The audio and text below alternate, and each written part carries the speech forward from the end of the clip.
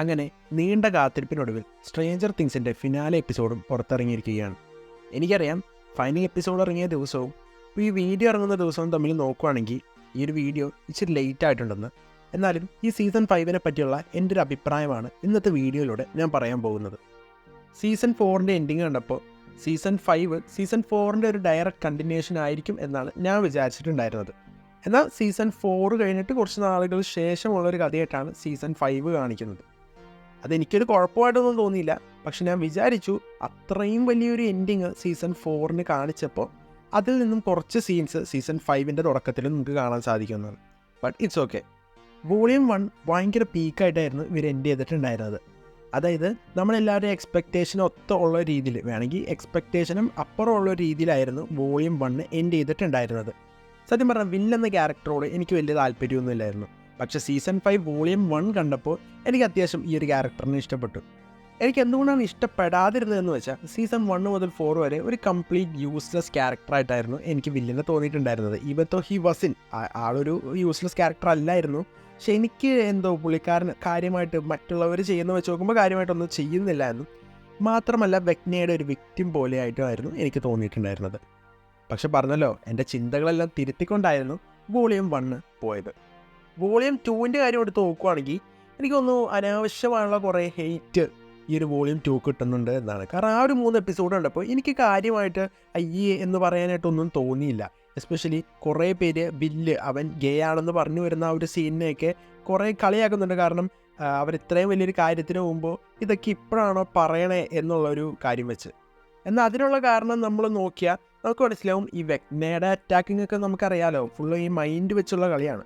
So I think being a gay for will ഒരു insecurity പോലെ, അല്ലെങ്കിൽ മറ്റുള്ളവരിൽ നിന്നും താൻ ഒരു നോർമലായിട്ടുള്ളൊരു മനുഷ്യനല്ല എന്ന് ചെറിയൊരു ചിന്ത പുള്ളിക്ക് ഉണ്ടായിട്ടുണ്ടാവും. സോ അത് തുറന്നു പറയുമ്പോൾ പുള്ളിക്കൊരു ആശ്വാസം ആയിട്ടുണ്ടാവും. പക്ഷെ ഇത്ര വലിയൊരു അറ്റാക്കിന് പോകുമ്പോൾ ആ ഒരു ഇൻസെക്യൂരിറ്റിയും ആ ഒരു ചിന്തകളൊക്കെ മാറ്റാൻ വേണ്ടിയായിരിക്കും പുള്ളി അത് പറഞ്ഞിട്ടുണ്ടാവുന്നത്.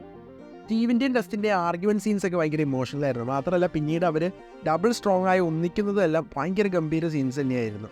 അതിന് ആ ഒരു ആക്ടേഴ്സായുള്ള ജോക്കിയിരിക്കും ഗേറ്റൻ മാറ്ററാച്ചോയ്ക്ക് നമ്മൾ വലിയൊരു ഷൗട്ട് ഔട്ട് തന്നെ കൊടുക്കണം. നാൻസിയും ജൊനാഥനും തമ്മിൽ പിരിയുന്ന സീൻ, നാൻസിനെ ഒരു ഇൻഡിപെൻഡൻറ്റ് വുമൺ ആക്കാനായിരുന്നു അവരുടെ ശ്രമമെങ്കിൽ it's a nice decision. But അത് കുറച്ചുകൂടി നേരത്തെ ആക്കാമായിരുന്നു. ഇത്രയും കാണിച്ച് സെക്കൻഡ് ലാസ്റ്റ് എപ്പിസോഡിൽ എന്തോ കൊണ്ടുവന്ന് നമ്മളെ പൊട്ടന്മാരാക്കുന്ന പോലെയായിരുന്നു എനിക്ക് ഫീൽ ചെയ്തിട്ടുണ്ടായിരുന്നു. കാരണം അവർ തമ്മിൽ ഒന്നിക്കണം എന്ന് എനിക്കൊരാഗ്രഹം ഉണ്ടായിരുന്നു. മാത്രമല്ല ഇത്രയും കാണിച്ചത് കൊണ്ട് തന്നെ ജൊനാഥനും നാൻസിയും തമ്മിൽ റിയൽ ലൈഫിലെ പോലെ തന്നെ ഒന്നിക്കണമെന്ന് ഭൂരിഭാഗം സ്ട്രേഞ്ചർ തിങ്സ് ഫാൻസിൻ്റെ മനസ്സിലും ഉണ്ടായിരുന്നു. ബട്ട് അവർ അതിന് സമ്മതിച്ചില്ല എന്നുള്ളത് തന്നെയാണ് കാര്യം. അപ്സൈഡ് ഡൗൺ എന്ന് പറഞ്ഞാൽ ഹോക്കിൻസിൽ നിന്നും മറ്റൊരു ഡയമെൻഷനിലോട്ടുള്ള ഒരു ബ്രിഡ്ജ് ആണെന്നുള്ള വലിയൊരു ട്വിസ്റ്റ് ഇവർ പൊട്ടിച്ചായിരുന്നു. പക്ഷേ അത് കണ്ടപ്പോൾ എനിക്ക് ഫീൽ ചെയ്തത് ഇതൊക്കെ ഇപ്പോഴാണോ പറയുന്നത് എന്നാണ്. ഫൈനൽ എപ്പിസോഡിനെ പറ്റി ഓർത്ത് എനിക്ക് സത്യം പറഞ്ഞാൽ നല്ല പേടിയുണ്ടായിരുന്നു. കാരണം എക്സോട്ടിക് മാറ്റർ, വേം ഹോള്, മറ്റേത് മറിച്ചത്, അങ്ങനെ പല കാര്യങ്ങളും ഇവർ വോളിയം 2 അവസാനം കൊണ്ടെന്നാണ് പറയുന്നത്.